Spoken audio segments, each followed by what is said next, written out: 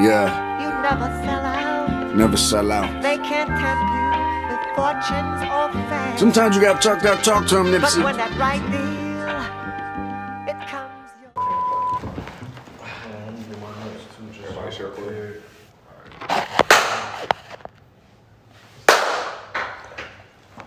We live, baby. Alright, so we start whatever. Boom. Yeah. Whatever. Alright. Get to it. And we looking at the camera? Yeah. Get to it.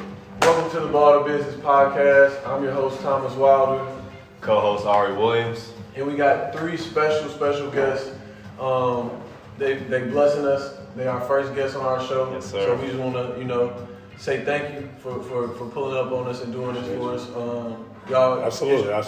introduce yourselves. I'm Aubery Denard, trainer and co-founder of Denard Bros.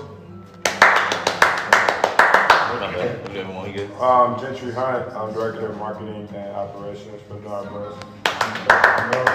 And I'm Arie Denard, co-founder of the Denard Bros. Cool. Yeah, we here. So let's just kind of get right into it. Like, me and Arie been knowing Aubery for a while now, and About 12 years. yeah, man. it's Bro, I been- said already a decade, man. Yeah, over a decade. Nah, already a It's decade. crazy. But let's just go to the beginning. Like, where did it all start for you? Where did the love of the game start for you? We can kind of just go down the line. Yeah, for me, it started, when I was in 7th grade. My father had passed at that time. It was a tough time for me. I was trying to re-identify myself, so I started. I had a great growth spurt. I was like 5'6", then I ended up being 6'1" in that one summer. So that was a huge growth spurt. So I figured, people were kind of persuading me to play basketball. I really didn't know how to play, but they was persuading me to play. So I started to play that. Ended up going to a powerhouse basketball school, Westinghouse, where I got some funny stories about that. It was definitely a powerhouse, and I didn't really realize how hard I was going to have to work to make that work. So when I got there, I didn't really have any true preparation because I just started playing. I got cut from the team my freshman year. It was crazy. It was crazy because I just knew I was going to make it, being tall. And then I just played football. And then it's crazy, the basketball coach, he came to football practice, was like, hey man, why you ain't playing basketball? I was like, dude, you cut me. You cut me from the team. So they ended up putting me on the basketball team. I got better, kept working. And then after that, my sophomore year, I got a letter in the mail to go to college early as a junior.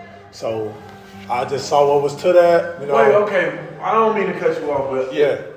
how that happen? Yeah, how you go to college? How you get a letter in the mail saying? My grades was ridiculously good. I had straight A's. I was just like a good student. I love it. I mean, we come just from a family. Yeah, Absolutely, I ain't gonna lie, growing up, we was motivated to get good grades. We was getting paid for getting A's. Yeah. What? Mom Dukes was paying us to get A's. Hey, when you getting a dub for an A, you gonna be definitely yeah. for And them, at that time, a dub, that's a nice little. That was the era of 50 cent juices. Oh God. Hey, 50 cent chips. Hey, 4 bag of chips for $1. Yeah, 4 bag of chips. Come on, I was eating good. Eating good. So I just got like grades. So yeah, I just got really good grades, and then I guess they did like a survey of who was getting the good grades in these schools because there was a bunch of us from a bunch of different schools, all in urban communities, and I got the opportunity to go to college early to get an associate degree in network system administration. So they basically took all of us from these urban areas and put us at DeVry University. And I went there, but the only downfall was that I didn't get to play high school basketball. Right. So I didn't play varsity basketball. And how old were you when you went to? 16 years old. Sheesh. So yeah, I didn't get that experience of playing varsity basketball, but I tried to find other ways. I think that was a good time for me though, because most guys, they got 3 o'clock to 5 o'clock practice or 5 o'clock to 7 o'clock practice. And if you have 5 o'clock to 7 o'clock practice, you're just hanging out at school.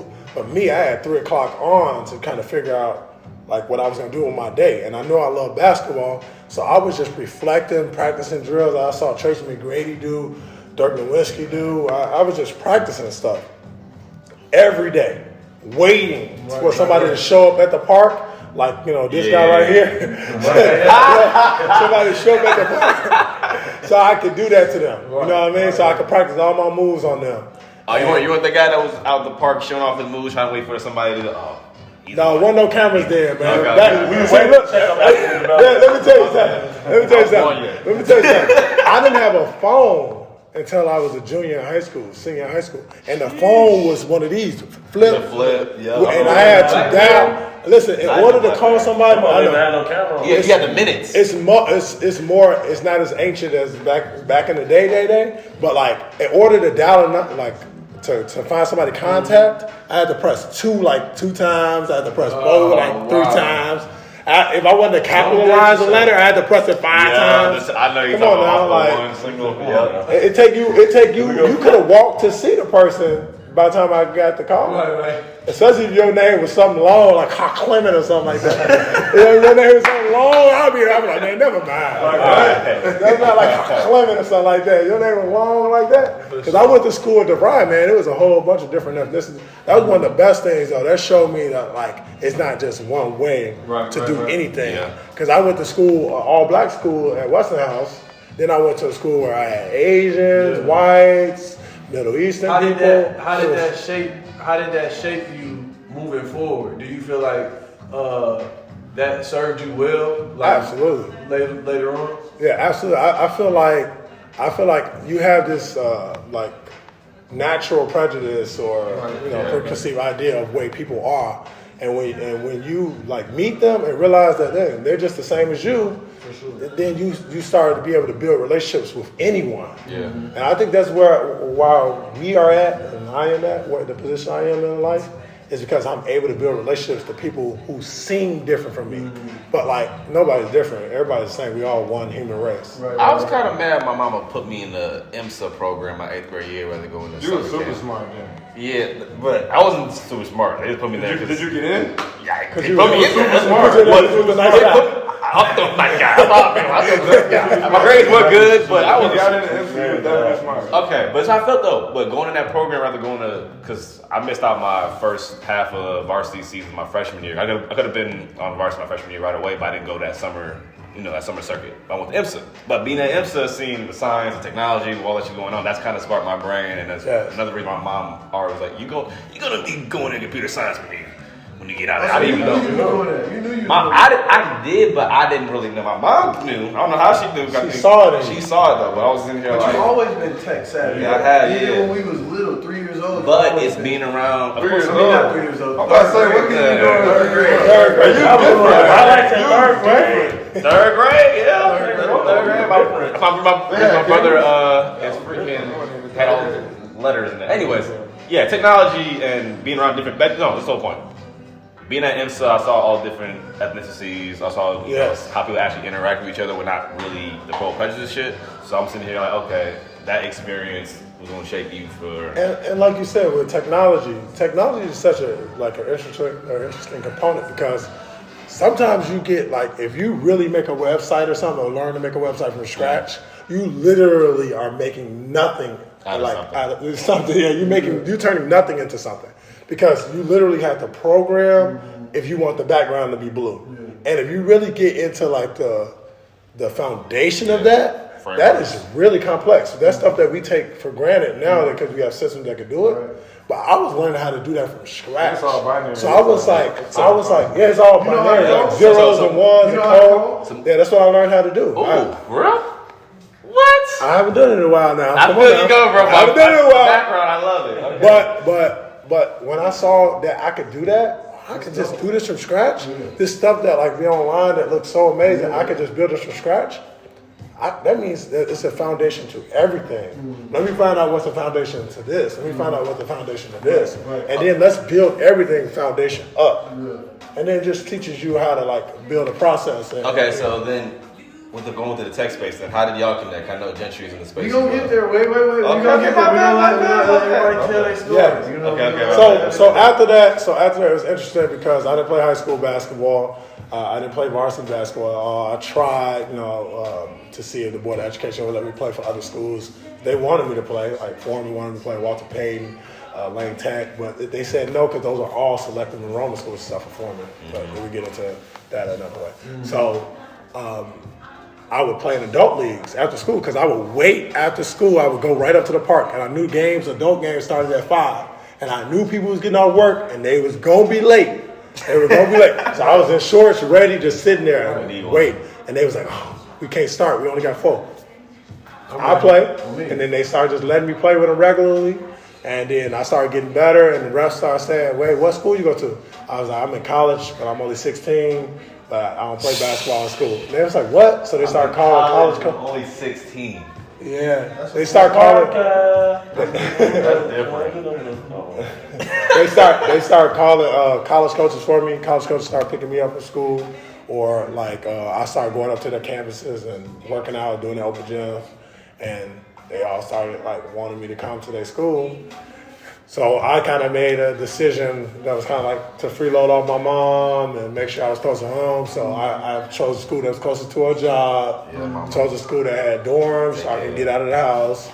And I had a great experience. I mean, I didn't really know what I was doing because I didn't play high school basketball. But I learned as I went, and I think that's why I do what I do now.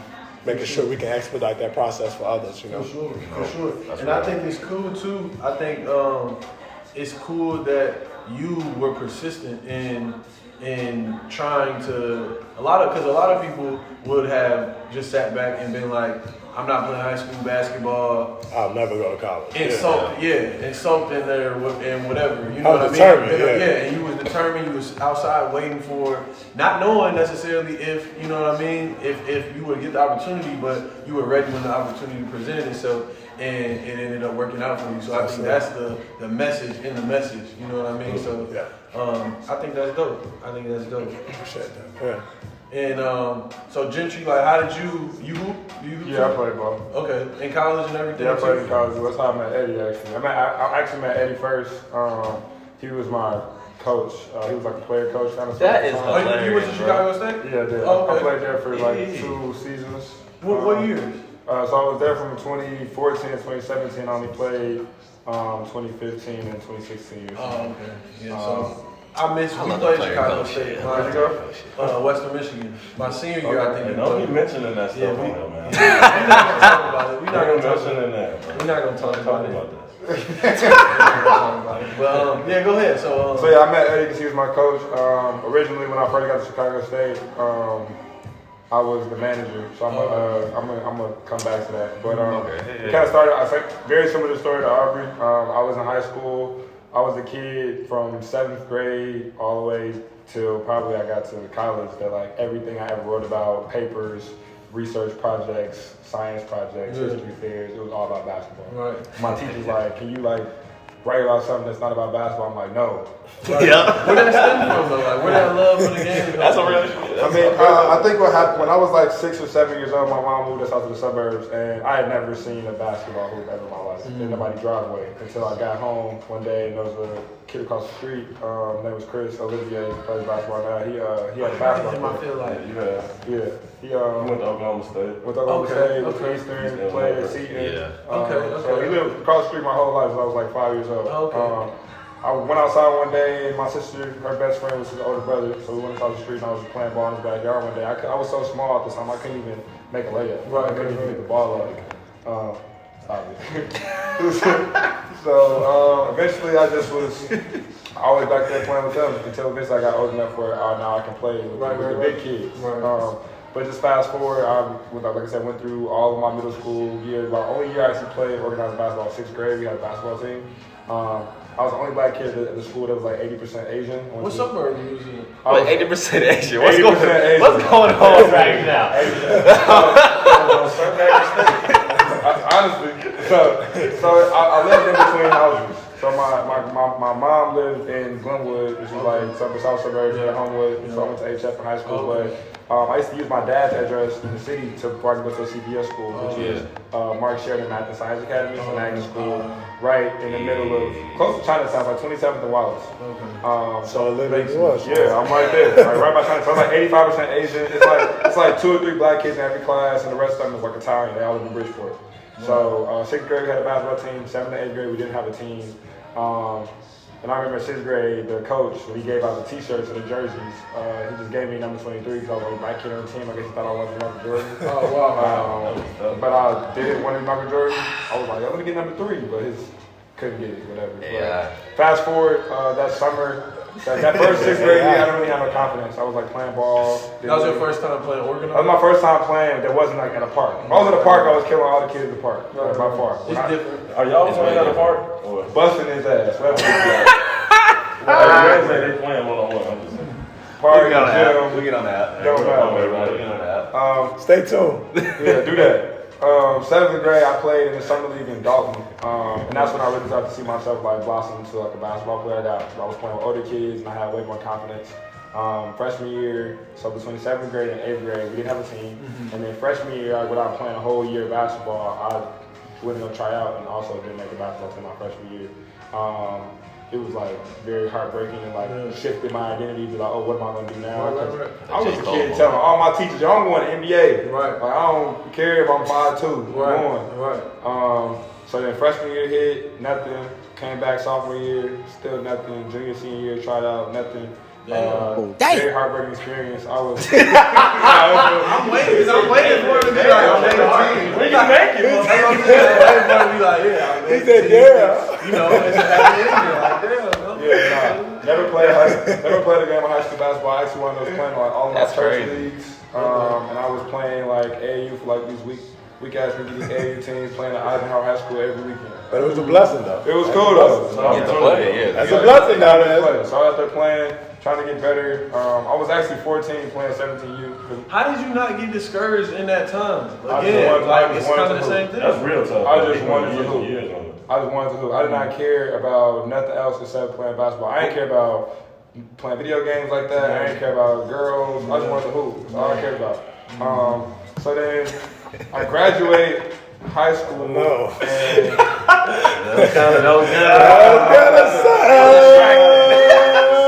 Very distracting. Yeah.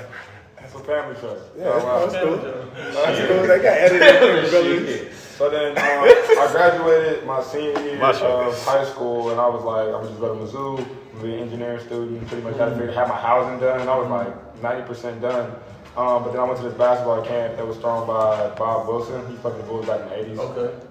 So I got to the camp. I wound up, there was like 60 kids in the camp. I wound up winning MVP of the camp. And then he called his junior college in Colorado. Was like, yo, I got this kid. He had like 6'2", 6'3" guard. He can play. So I went out there on a visit. I played. He gave me a spot on the spot. Like, here, he's like, we got a spot for you next year. So I was like, all right. So I withdrew all my stuff from Mizzou and went to Colorado just on the whim at the junior college. And we wound up being like the 5th best team in the country with the national championship. That's a journey. Good movie right there. Came home. It did end up That's a turning journey out right good. there, boy. I like I was that. just premature. I just wanted it to happen. Yeah. So bad. Well, He said, damn. well, it kind of Kevin Hart, damn. It sounds good, but it's still, even then, on that team, I still didn't play. I got redshirted on that team. So I left at the end of the year because he wound up cutting me. Coach was like, then we only keeping 2 freshmen. So I got cut. And I was like, I don't know what to do now. So Bob Wilson kind of made another phone call for me to get to Chicago State. Like, yo, I can get you a look at Chicago State. I went to go try out. When I got there, I wasn't even eligible. Didn't know that. And then 2, I wasn't ready yet to play the D1 level yet. Just confidence-wise, skill set, strength. So I took that first year, and I was basketball manager. I was washing jerseys. I was bringing balls. I was giving balls. I was working my ass off. Like the jerseys. Still is a hard work. Appreciate you, bro. Appreciate you. The jerseys wasn't clean. We had 2 other managers, but the coach got to the point where he only trusted me to do everything. And I was doing everything right. Because I was trying to impress the coach. I was going to do my job, whatever that job is. But next year he gave me a spot on the team, and I played 2 seasons D1 before I left. Eventually I went to Grand Valley State and played 1 year. Yeah. Okay. That's a hell of a journey. And Grand Valley State is a beautiful. I heard they got a beautiful campus. Beautiful. 26,000 students, very good campus. I went to Western and we be talking about Grand Valley like we need to go and make a trip up there. Yeah, we ended up playing them for the year after I left though. But West Teams stay up there, you know, Jerry. Can nobody see y'all? Like, That's my not boy. true. They don't even understand. I just talked to him a couple They don't days even ago. understand. Low. Nah, that's what's up. That's great. Y'all didn't know that yet. Information I didn't even know about. No idea. That's pretty Shut good. the hell up, you I didn't know that. Yeah, I think that's another like testament to just persistence and continuing to go regardless of, somebody said something, I heard somebody say something the other day and it really stuck with me. And they was like, there's two sides of like everything we do. There's a process and then there's a result. And when you're trying to figure out what it is you love to do, a good indicator of that is if you enjoy the process and can live with the result. But now in today's world, we've kind of been trained to only focus on the result. Yeah. And that's not good a lot of times because you get the result and the result reality is like 5% of the journey. You know what I mean? So you can't reproduce the result. Exactly. And yeah, and like, you don't know how you got it. One of my mentors when I was in college, he used to always something very similar to that. He would always say that what you're doing, you're invisible, is what's going to be seen in your visible. So everything you don't do, everything that you do when no one's around and when there's no one seeing anything, that's the stuff that will ultimately produce what is visible. And very similar to Aubery, like when it comes to just my journey of playing, the only way I got better from my freshman year of high school to my senior year of high school, I didn't really have a real consistent basketball trainer. I didn't really have a consistent facility to play in. I had my dad, who had an LA Fitness membership whenever he happened to drive work and had time. So, and I just had a court around the corner from my house. So I really had to, like he said, self-reflect and look at when I'm in the gym, okay, I just did this, rocker step, one dribble, pull back.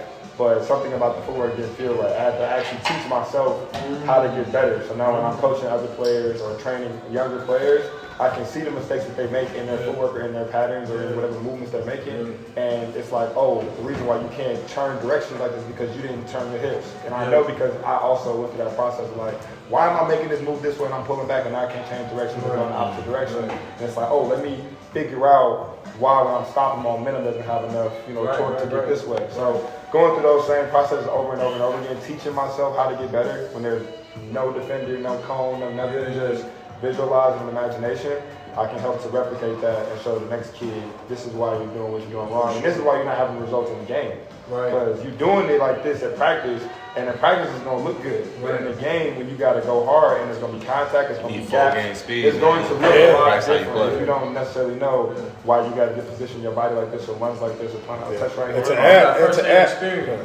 to add to that, like, I feel like everything you do, especially like me doing this training stuff as a profession, you figure out ways to be more intentional, right? Like, so like he said, like, why am I doing this pullback, but I can't change direction? So you have to intentionally do that pullback with the mindset that you know you might have to change direction. So you have to prepare your body for something that might need to happen, but still be able to do what you were going to do in the first place, right? So A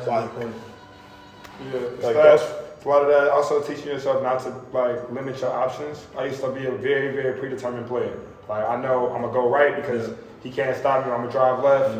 But now I know, like, if I do go right and I get cut off, I'm not doing the move out of habit, I'm doing it out of instant reaction. And some people limit their options because they don't know their options. If you only have one, if in your mind you only know one option. That was a decent bar right there. Let the beat on, though. Like, seriously though, some people only can dribble with their right hand. Well, you only got one option to go right. When you need to perfect this, then you can have two options. And then you got three options because if you learn how to shoot it, so you gotta know your options. Crazy if you got a nice little jumper. You know all about that.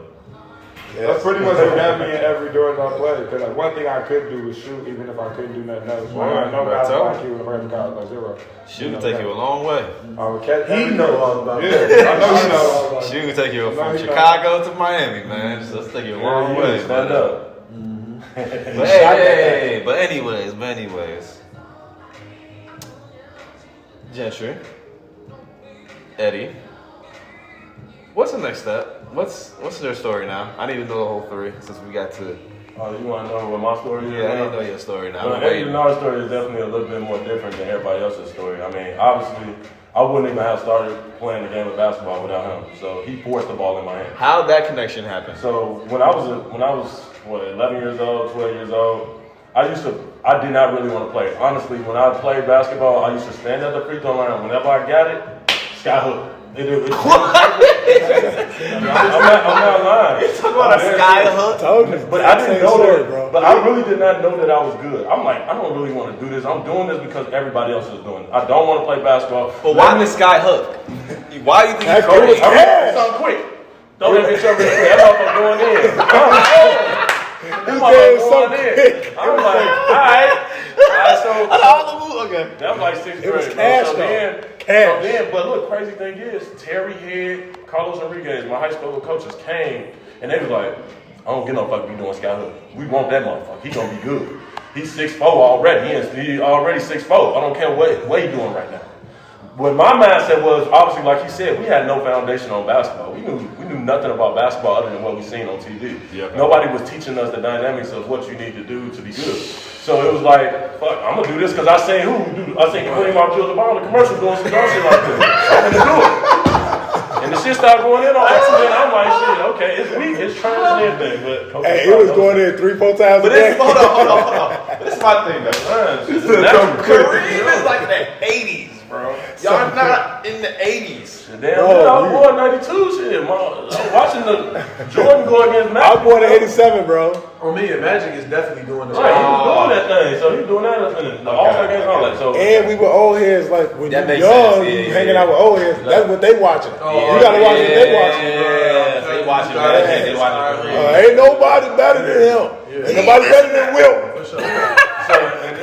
Will at Autos. So at that point, obviously, I told my brother, I'm like, man, I don't want to play basketball, man. I want to go home, eat these Oreos, dip them motherfuckers in that milk, while I play these video games, get these Krispy Kreme donuts. You a fat boy. Cupcakes, cake, milk, cereal, all that. I need all that. That's what I was wanting. He was like, I don't care what you say. You going to this trial. You going to this trial, bro. He on his I ass. said, bro, I don't want to go. Like, I don't want to go. I ended up going, hey, yeah. Instantly, I started getting better. Instantly, we went like 4 weeks in a row. All of a sudden, I'm one of the top 7th graders in the city of Chicago. I ended up taking, 2 years later, I ended up taking my 8th grade team to the Final Four of the city. In 8th grade, which is crazy. Just me on my team with like 4 people that don't know nothing about basketball. They was in the same position as me just 2 years ago. But I just got that knowledge, and I was big. I was 6'4", strong, athletic. I was dunking in 8th grade. Like a woman. Rebounding everything. I only went right. But you are not stopping if you want to right, because I'm going to pull the shit out of you. Because he'll go left, right. I'm going left. I might Back right. I might hit it over. It's coming back. Just enough. It's coming back, and I'm in and out of you. Over, and then laying up on the glass, over and over. I'm getting like 30 and like 6-minute running clock quarters. So we end up bringing in one of the best recruiting classes and forming and in the history of the state. Like we have 6 Division I players on this team. Like we had a Division I basketball team out there. When we played against Whitney Young, I just fast forward to that point. We all got better. So when I was a sophomore though, I broke my leg going into my junior year. I was committed to Kent State University. I was done. I wasn't even worried about recruiting no more. We wanted to get it all done earlier because some of my teammates were getting recruited by Kansas. They were getting recruited by everybody. Like we was tough. So I committed to Kent State after going to the elite camp. Killing Chris Singletary was there. Y'all know Chris Singletary. Yeah, I know Chris. Chris Singletary tells me, hey, you from the city, so you will love it here. You gonna go crazy. You got it coming. I'm like, this is Chris Singletary, y'all. This is a legend in my eyes at that point. I'm listening. I commit to Kent State. 2 months later, we playing in the open gym. Actually, people don't really know the backstory to how I really broke my leg. I got jumped trying to walk this girl home from school, right? I got jumped by these gangs, these Latino gangs, and they got down on me. And I don't know how I got out of the jam. I ended up running all the way back to the crib. I told my people I got hit in the head playing basketball. I didn't want them to go crazy. But then the next day I go to practice, like nothing happened. I used to be dunking all the time. Like that's all I used to want to do. And I was going for a layup, and one of my teammates, like you know how people run through when you about to take off? He tipped me, like it was like a tip. And once he tipped me, my leg broke as I was going up. Like it was like for real. My knee was like this big. Like it was like this big. Quick. I get on the floor, I got my eyes closed. I got my eyes closed. I open my eyes. I say, what the? And you can still see, obviously, it's a knot right there. But it was this big, like a volleyball was in there. And the lady named Barbara was holding my hand. It's going to be okay, baby. I'm looking at her. It's not going to be okay. My leg is not going to be What okay. year was this? And this 2000 is October 15, 2008. I remember that like it was yesterday. So let me tell you the funny part about this story, too, before I go into my senior year when we played Whitney Young. My mom worked probably like 20 minutes away from there. There's no way she should have got there in 9 minutes. There's no way. Like I fell, I was right there. I'm holding my knee, I open my eyes, my mama right there already. I'm like, who called her? How she did this fast? She ran every light trying to get there. So and she was looking, and I told my mom, as soon as I stepped into college, because my brother had to go through a rough basketball journey, right? So he had to pay for college and stuff like that. So I told my mom, 3 of my brothers had to pay for college. I told my mom, I will make sure that you will never have to pay one dime. And I succeeded at that as a sophomore. I was committed to a school, but I broke my leg. They took that. They said, no, that's back then, but they didn't know if you were going to come back right. You know what I'm saying? Yeah. Now there's so much technology. You break a leg, we good. We know he's still going to come back athletic and all that. But I broke a leg, my knee. Like, they like, that's, no, we don't know. Can't stay backed out. So then I was like, damn, I told my mom again. We was at the hospital. She was like, it's okay, baby, it's okay. I said, Mom, I'm still gonna do it. I'm still gonna go do it. I was supposed to be out 6 months. I set out 3 months. So, right, I only sit out 3 months. I tell TK, I don't care what the doctor say. I'm ready to go. I was not ready to go. I don't care what the doctor say. I'm ready to go. Let's get in the gym. Jump rope. I'm jumping rope with heavy ropes, light ropes, jumping over crates, jumping over chairs every single day while everybody else is still going outside. Because I said I had to make it. I got to do it. So I was going 3 months. I tried to come back. I get my first game. I only played 4 games my junior year. My first game back, we played against Steinman's High School. It was dirty, like dirty players. They're going to foul you, they're going to put you in the dirt. I go up first play, I'm like, I don't know how I feel to really play, man. I just been walking through. He hit me. I'm like, ah! I'm like, that motherfucker don't hurt. What the wrong service for? That motherfucker don't hurt. Get your ass up, boy. And that, no, when I did that, when I did that, I realized, I was like, bro, I'm tough. Nothing finna stop me no more. And that was seriously, nothing finna stop me no more. And then I ended up getting good again that whole junior AAU season. Went to UIC, and then that was the history. But my senior year, when we played against Whitney Young at the Proviso Wells Christmas Tournament championship game, it was 15 Division I players involved in that game. That's more Division I players that's involved in Division I. I'm being honest. And it was probably one of the most legendary games of Proviso Wells. That shit is facts, for real. So I'm just being real, but obviously my journey was a lot different than them. I feel like Aubery put a great, he got me level-headed enough to be able to accomplish all my goals because he was the one who put the basketball foundation in me. It wasn't nobody else. He forced me to go do something I didn't want to do that I ended up loving more than anything now. So I got to give him pretty much all the credit on why I started being a basketball player now. And I'll take all the credit because I got the nickname Arie, the work ethic man. I take that all my success because I just put that work in. That's a weak ass name. That's what I was. Hey, when nobody can take nothing I did away from me. I have a weak ass name. Nobody can take away from me. So, but it helped me have that foundation to be successful. For sure. So. For sure. I'm thankful for Aubery. I'm thankful for pretty much everybody that played a part in helping me become this tough-minded basketball player. And that's what took me everywhere I had to go. I was gonna say what's crazy about that journey that he had. I think that kind of helped me a lot. Is I saw where I was at and how my journey went. And I was in college, so I didn't get to really spend a whole lot of time when I was in college in the city. So I got to see him a lot. But I saw not only him, but 4 other kids come over the house every day, all summer, that were also Division I players. So I'm seeing guys from 6th grade or 7th grade all the way up to their senior year transform into high-level Division I players. So I'm like, this little dirty-ass kid that was like in the house that see the blueprint. You see, he was a normal child. Nothing was special about him. That'd be the crazy part, and I'm glad you said that because I think a lot of times the outside world, when we see people that's excelling at a high level, we just think that they had it made or it was they've always been like that. But when you can be up close and personal to the process, you he ain't had no. Damn near sometimes the odds was against him, and he still elevated. That shows that it's just possible. If you tell Eddie, Eddie, they would never thought Eddie was doing sky hooks from the free throw line, right, consistently. Right. They would never thought. They probably thought he was going to the basket, putting people in the basket since he started playing basketball.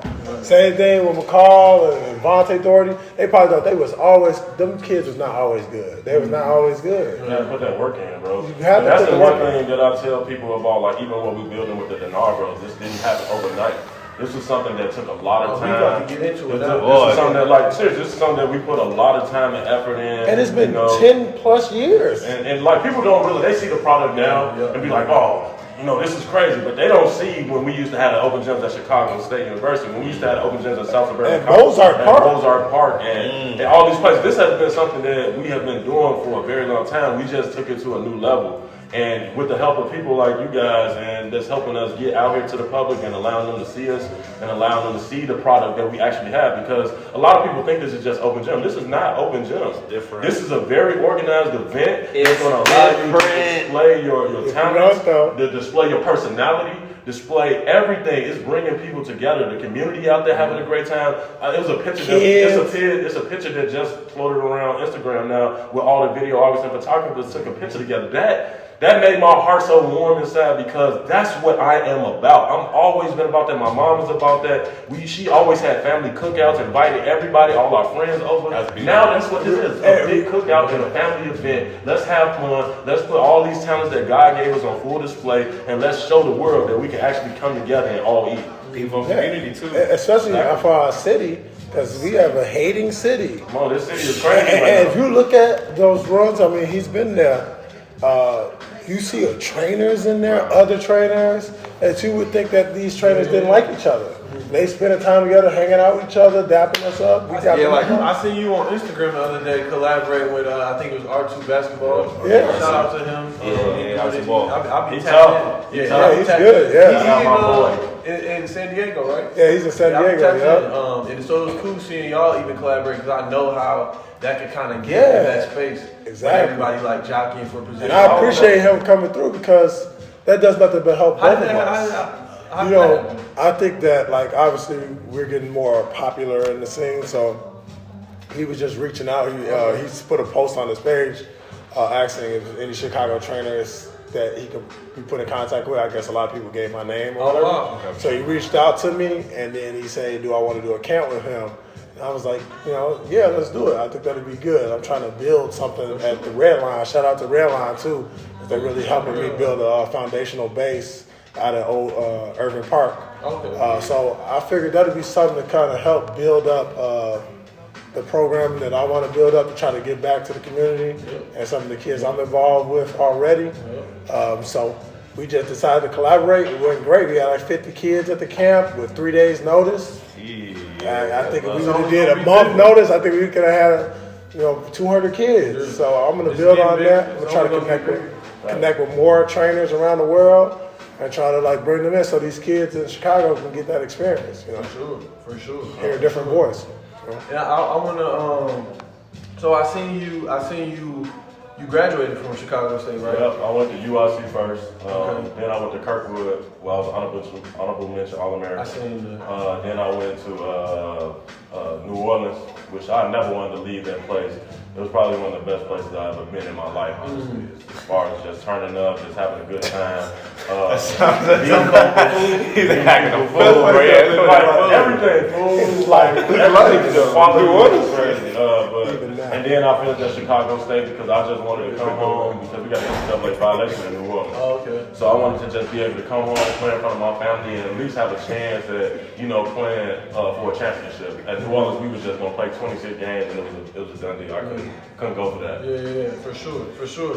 And then I seen after you graduated, you went on the other side and became a coach. Yeah, so I went to China for a little bit, played in that was China first. a little Went to bit, China first. and then I went to coach at Chicago State because I had got a little injury with my knee, and they cut me instantly. They weren't rocking with you. If your injury can't help making no money, it's over. Yup, that's the game. So you definitely know. And then so Trey Dill hit me up right away with a position to coach.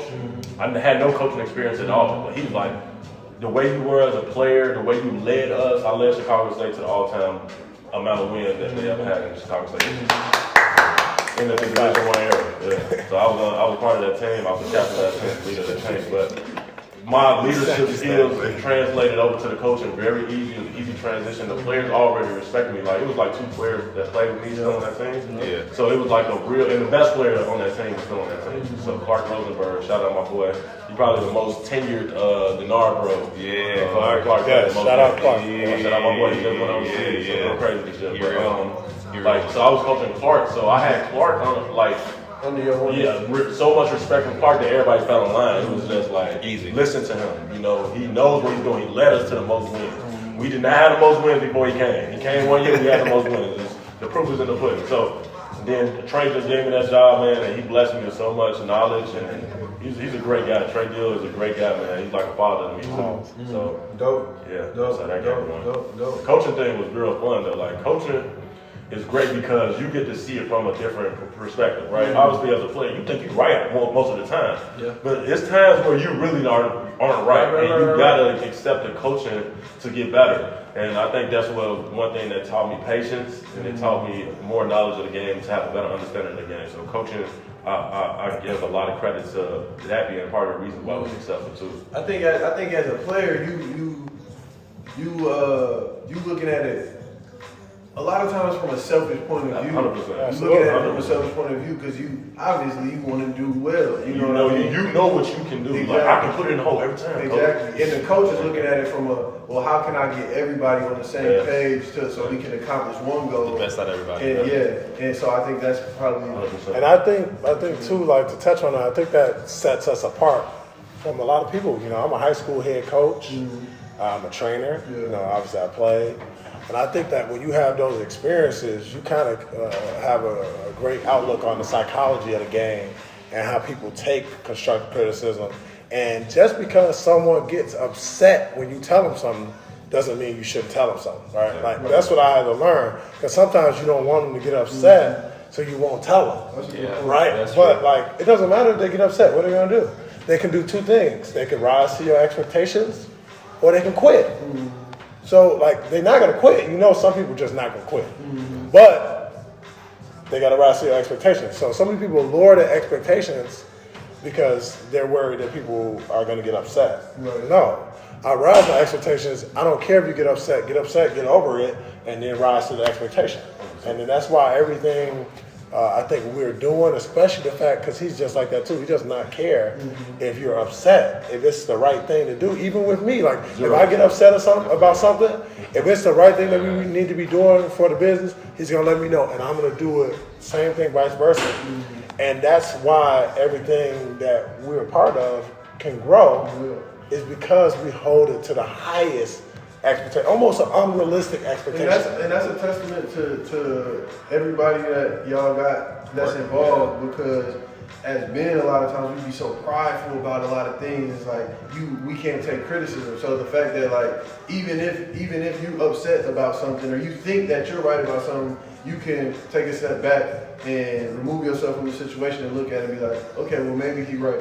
You know, especially, and that's why y'all are doing what y'all doing now. And exactly, especially having a Gentry, it's like it's perfect, because now instead of just 2 people going back and forth, you got a person like the media, the balance. If we're going at it, we got Arie over there saying, "Yo, y'all both wrong or y'all both right." Our person from experience, y'all both tripping. Get it together. Both tripping. We got to get together, and then we come back to our senses. Maybe the next day or whatever, vice versa. So same thing. So let's talk like how. Okay, so we got 3 we all talked about our individual stories. Now, how did it all come together? Like, how did y'all make it? Yeah, cause I heard Eddie talking about like, bro, like I didn't even invite you to dinner. You told me dinner was like 3-4 years ago. I know how it started. I know how it started. All right. So when we first, the reason why the Denard Bros program started was because when COVID happened, my brother was training and stuff, right? He was probably one of the only trainers that was able to train in the city of Chicago. So a lot of trainers were wanting to work with him, right? But not to work with him because of for what he was doing, but to get on or to be able, yes, I didn't want to use that word, but yes, to be able to, benefit themselves. Yes, thank you. And then after that, so I was like, bro, I said, I don't like how these people are working with you. I know you probably don't see it because you're doing the work Yeah, with them. You in it. You like, you don't see them, but I see. I say, hey, bro, if you're gonna do this, I'm doing it with you. I'm sorry, I can't allow all these other people to just be getting on because of you. That's not what we're about. You know, if you can benefit and help what we're doing, then all for it. Exactly. But if you can't bring value, you're just trying to steal value. I can't deal with that. You know what I'm saying? So I told him that. So we was all the way out there. Where was we at? Northbrook. Every day, going out there, driving, helping them train people. Khalil, Whitney, Terrence, Shannon, those guys. Isaiah Barnes. Mostly because you only have Isaiah Barnes, he at Michigan. Yeah. So yeah, he's gonna have a great year this year too. He's ready. I like him. But then we was just doing that. I'm like, yeah, this is a lot better. You know what I'm saying? We working together. We hanging out more because we, like he told you, when he was away from college, I was in my high school career, obviously. So he was not able to come to games, but he had games or whatever. You know, so to be able to rekindle that flame with us and be able to show like, damn, this is how it's supposed to be, bro. This is what it's supposed to be. And why get on with somebody other than your family when you're just capable? You know, like obviously working with family is not always good. You know, mixing business and family is not always good. But when it does align, you gotta use that moment. Yes, and that's what it did. And once that happened, we was like, fuck it, we ended up starting going on 39th and Ashland, and we ended up starting just having an open gym. Like, and obviously I do fire mixtapes, and he trains top level guys like yourself, and he has access to them too. So let's like bring all our guys together and let's hoop. Yeah. Right? No, we didn't think about no profit. We didn't think about no making no money. We were doing this all about great calls, right? Yeah. Great calls. Like, let's get these guys in the gym, allow them to play in a non-dramatic open gym where people gonna be trying to fight you, try to hurt you, play dirty. Let's try to prove themselves against you. Let's try to all these people with egos that's acting that's acting crazy. Egos. I ain't talking about political. But then all these people have too much pride and they trying to. Now you get hurt. Now nobody want to come hoop. Exactly. You know what I'm saying? So that's what we were able to build. Just all being able to identify the number one issue was trying to work with people that's trying to use you. And that was the number one issue, and then we built that. And it's great too because when we built that, it's all pros or a very elite high school player, and they all got the pro code. You know the pro code, like you get a fast break, like you can't but that's why people get hurt in the random open gyms because they don't know when to just let people go. It's not fun even if you got, you can't hoop. It's not fun hooping with people who don't know how to hoop, bro. You wearing some British Knights. With the straps on tight. Oh, you over messing up. That's how the pro run. British Knights with the straps on tight. At first, the pro run was just, hey, whoever want to come. We was having like 30 people, and then it was like, nah, we can't do it like this. Even though y'all all pros, high level guys, we can't do it like this. You're sitting too long. Too many people sitting, too many people getting picked over and over again because that's what they want on their team. No, we can't do it like that. So I also work with Eurobasket.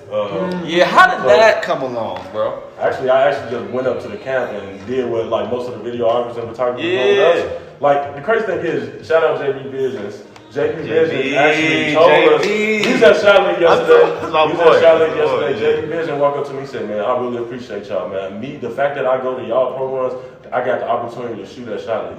Like they called me because they seen the work that I did with you guys. That's love. So like that's what it's about. Helping each other elevate, right? That's what it's always been about. And I think that the fact that we keep building off of that is what keep making this thing continue to grow because it's organic, it ain't forced. Like he didn't go ask Shalee to get on there. Right. Shalee reached out to him because of what his growth was look like, you know, what he was able to produce.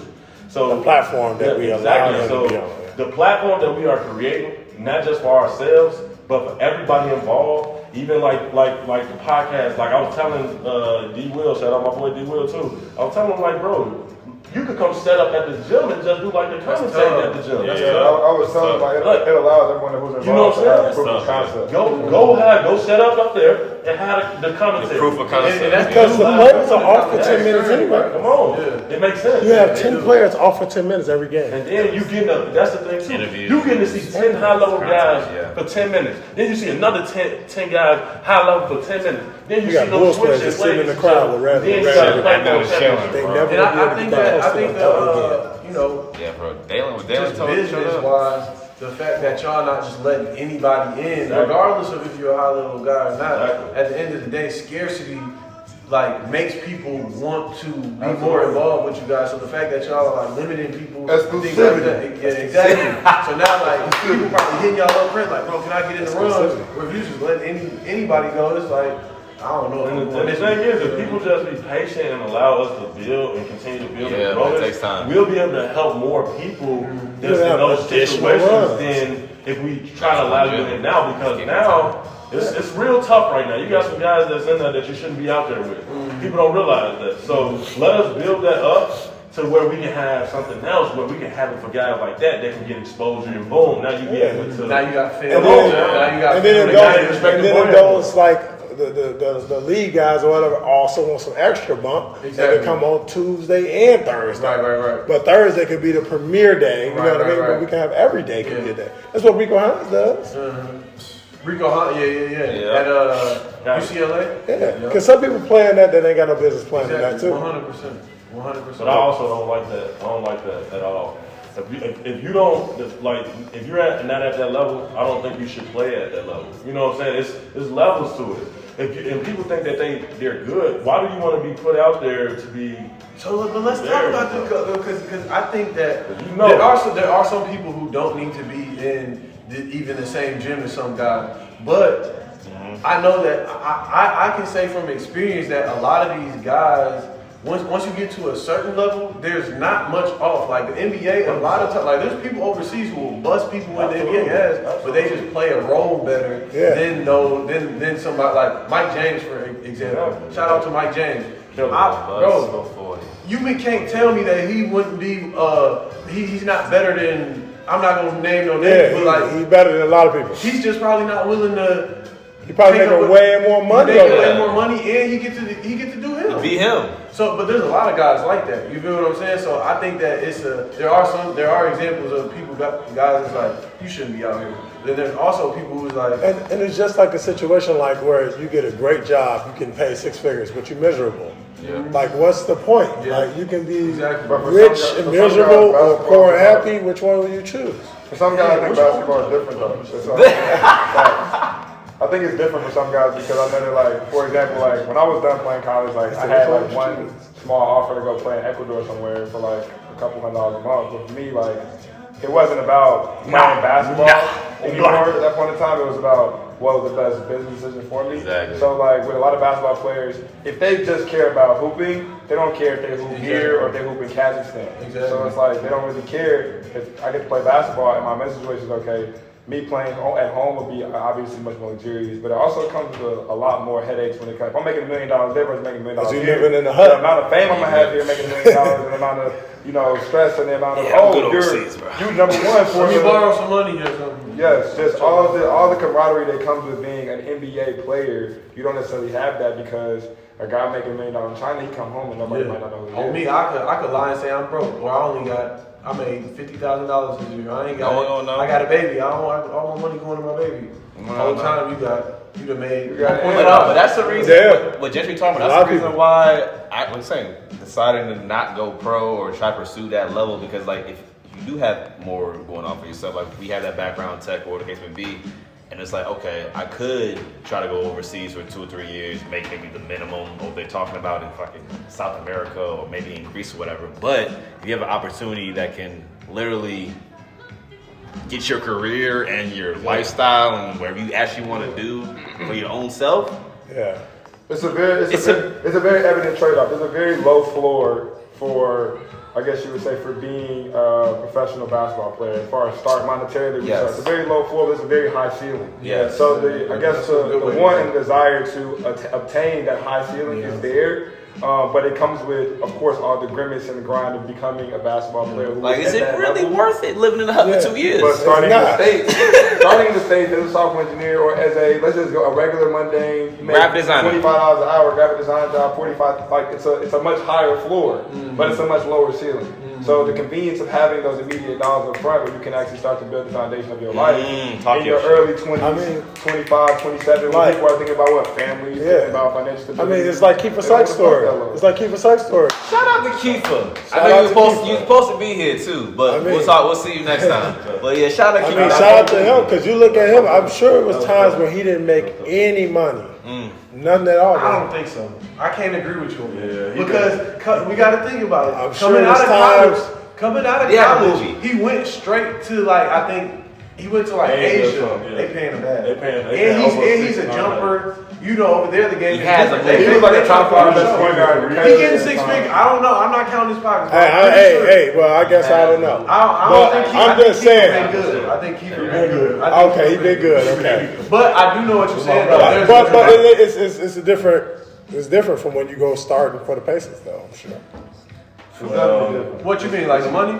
No, it's not different because unless you own a full guaranteed contract, it's you're not getting the meals and all that. Like if you're on that, if he's the number 1 player in South Korea, he's getting way more than he'll get out of a non-guaranteed contract. Absolutely. But his journey. So basically, I'm just talking about his journey.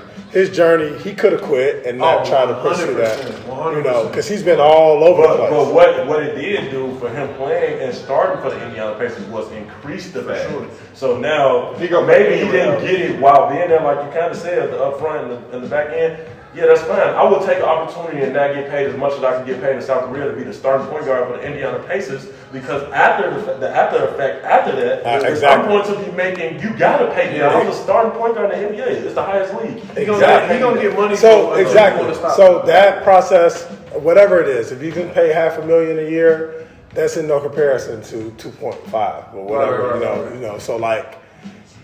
That's probably what he was getting paid along the way. But now he's gotten that role. Now you can put the pressure on him when they for sure. Shout so out now to it's you. more. That's my brother.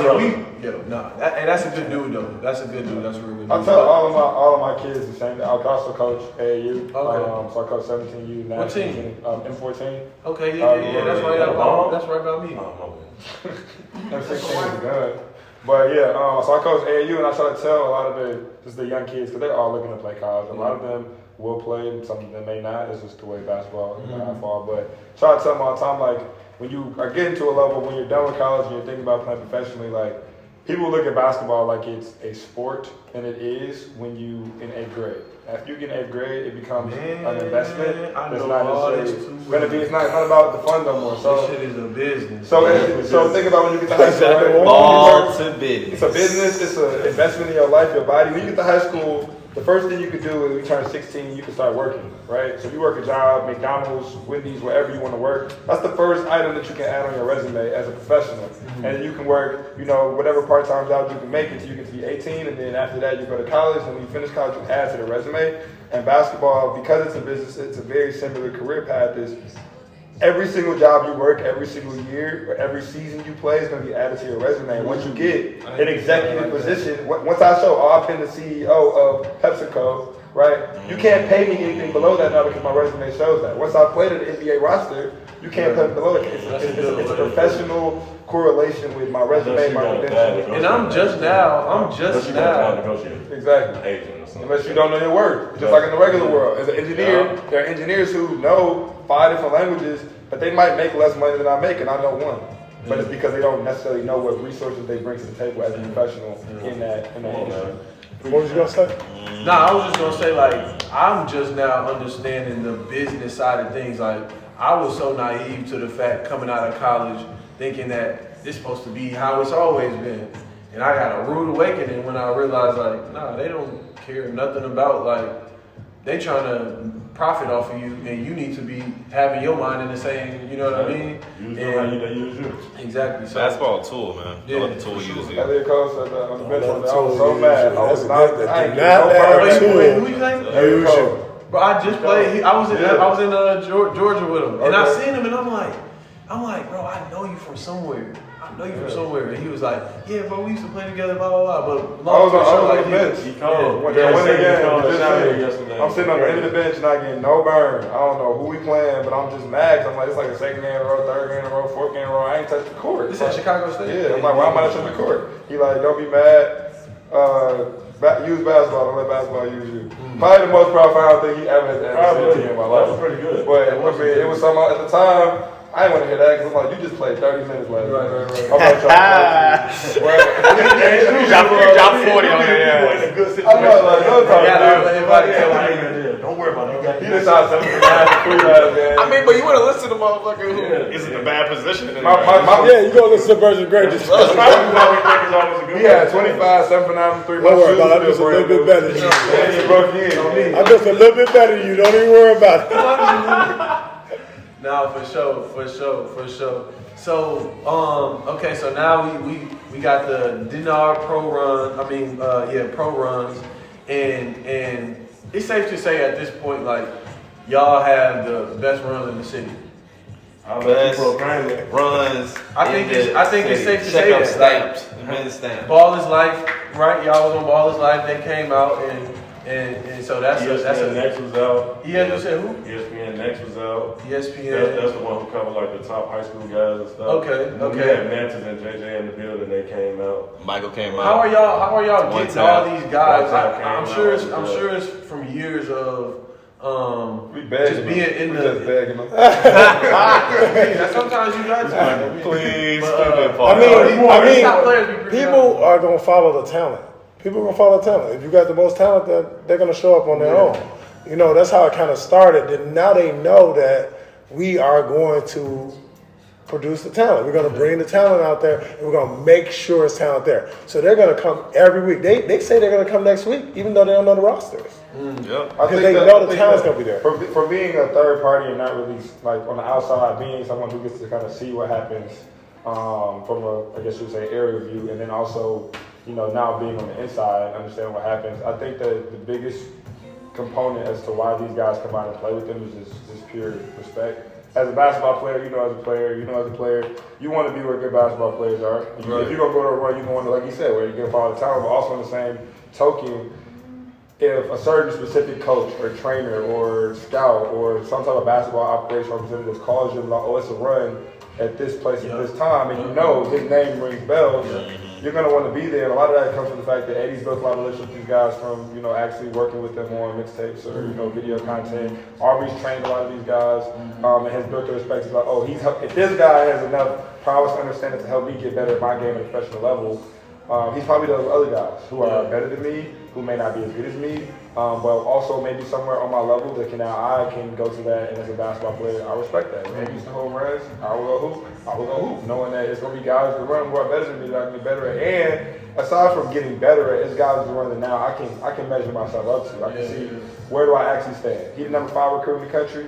Where do I actually stand on that? I ain't ranked. So where do I fall in that same token?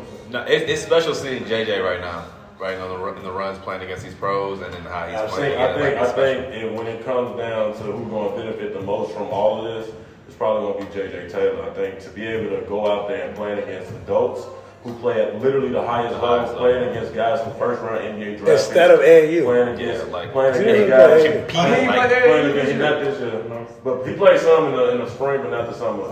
But he's been with us every week. That's new. We are his AAU to see him playing against people like Mike Paul, Mike Paul is unlike. Hey, shout out Mike Paul. He is no other man like him. There's no other man like he's an alien. I got a story about Mike Paul. I played him in the G League. I didn't know who he was.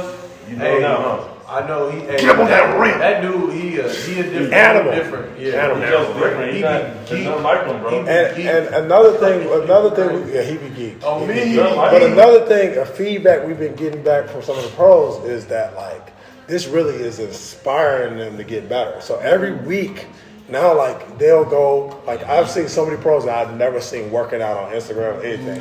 Working out on Instagram. After the run, you see videos of them working out, they're just inspired to get better. They realize they're not as good as they thought they were, and then they get better. Like this one guy, his name is Eric Davis Jr. He played at Texas. I know He's him. from- That's my from boy. Michigan. Yeah. Yeah. So He be in the runs? Hey, No, he was in the runs the first year, right? Because he used to be in Chicago. But he was about to quit. Yeah, He's I about to know. quit, right? Yeah, you yeah. know him, right? Yeah. He's about to quit. And he told us the only reason he kept hooping is because of the runs. He said showed him that he needed to keep doing this. Then he went overseas that year and averaged like 30. He had like 45 point Shout out to games. Arie Davis. Shout out to Arie Davis Jr. But like feedback like that, Definitely tough. feedback like that is reasons like why we want to keep going with this. Because it eventually will be profitable, it eventually will blow up more. But just to be able to inspire someone who is 25, 28, 30 years old to want to be better, it's just going to make our world better because they're going to inspire the people under them to get better.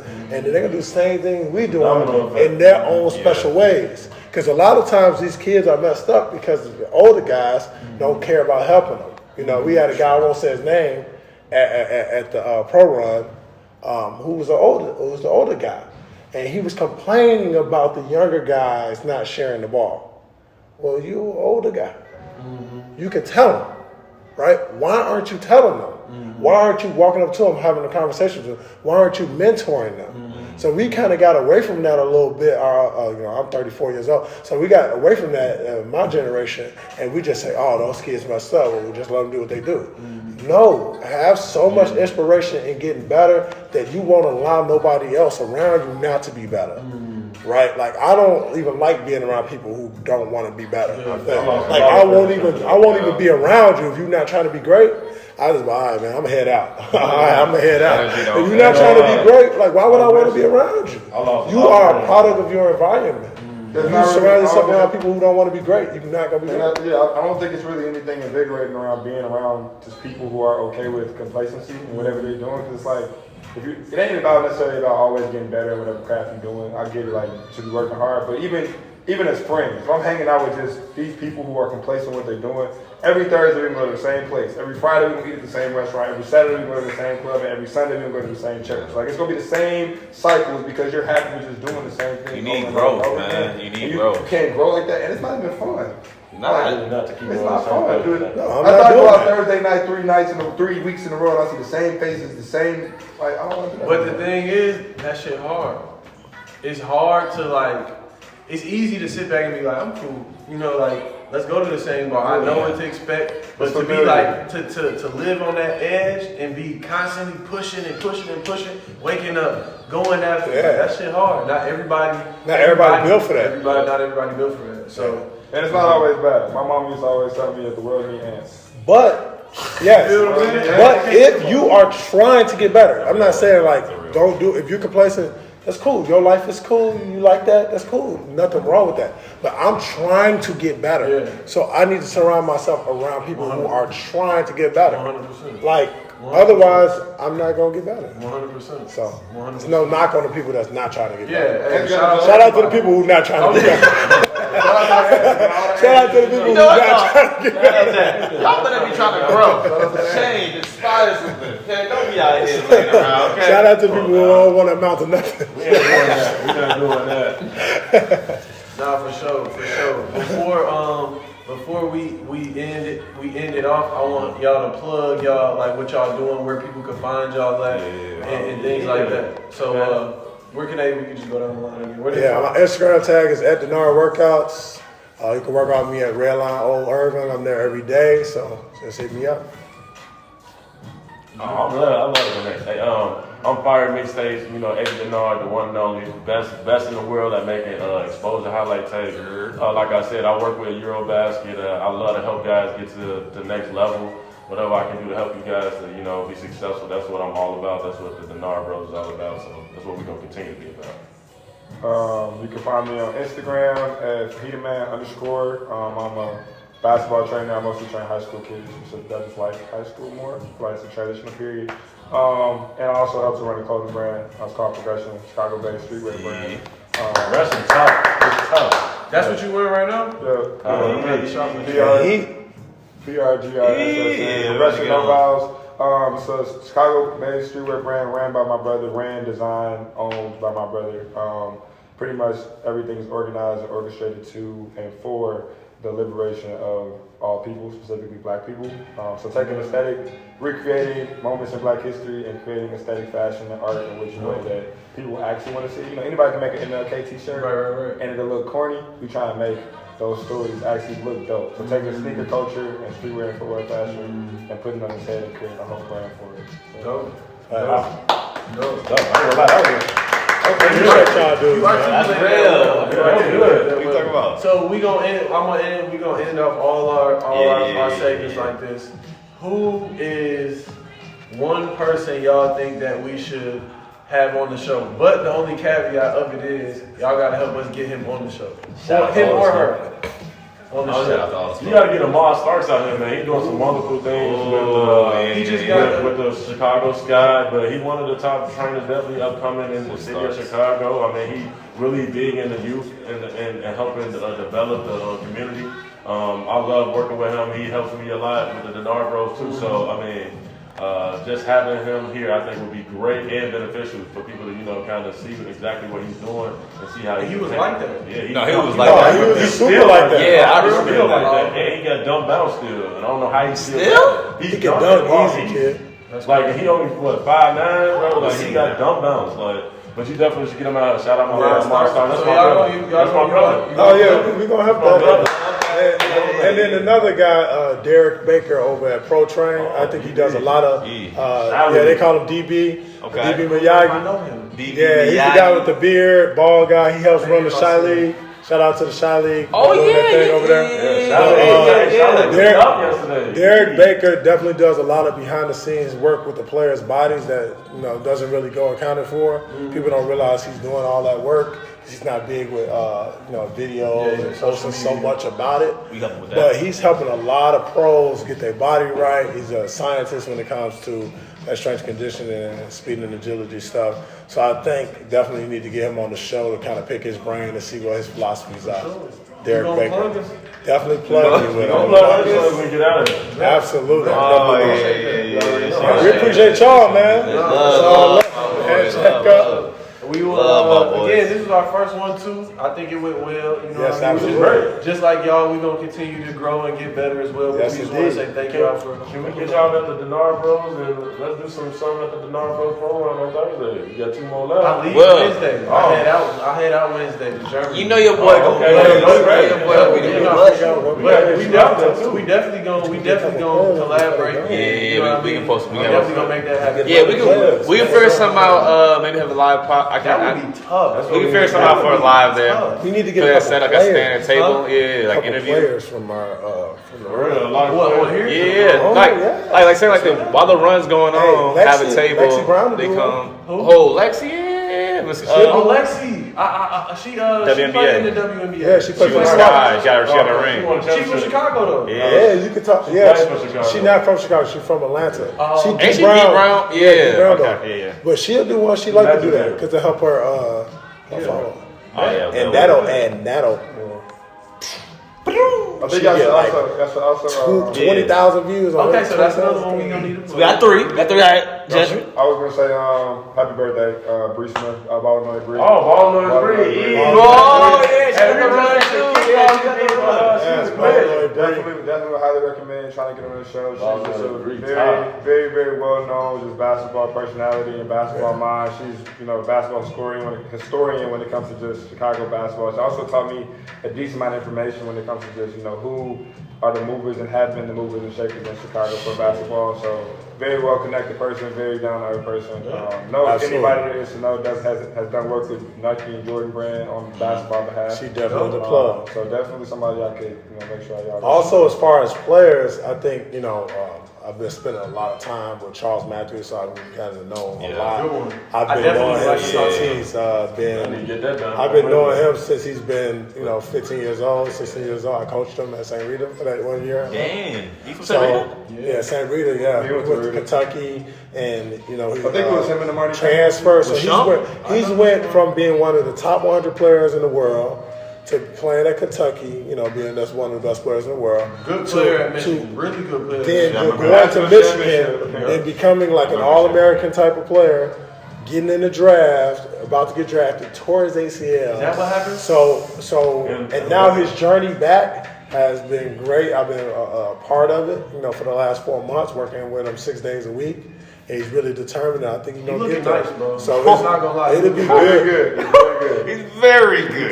He's talking about very good. He's adding dimensions to his game. I was telling him the other day, I said, Charles ain't out there hooping. Charles out there crapping. Yeah, like that's what it looked like. He had somebody on his back for 7 seconds. He working on his move, bro. Yeah, like he working on his move. So it'll be good actually to even me and him on here, or us on here, just to talk, because like he really truly has taken in my philosophy of training and understand it, and he's adapted it to his game. Because he's always been a straight line guy. He's been a guy who kind of just shoots. And that's what I was gonna say. It seems like his game is evolving. Like, I'm really seeing it. Like I've been following Charles since he was younger. Because one of the dudes who went to Western, AJ Avery, shout out to AJ Avery. He was telling me about Charles. You know what I mean? Charles. Yeah. So I've been up on him, and I've been watching his progression and stuff like that. So I'm definitely seeing the evolution of his game. And I was gonna say that's dope, that because as a player, you know how hard it is to trust, to give a trainer your trust. And for him to be able to do that, and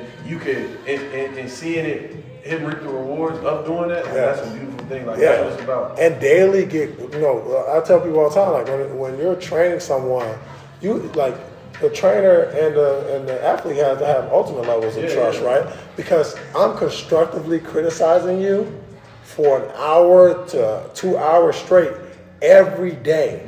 For you to not to take any of that personal, that's a powerful relationship there.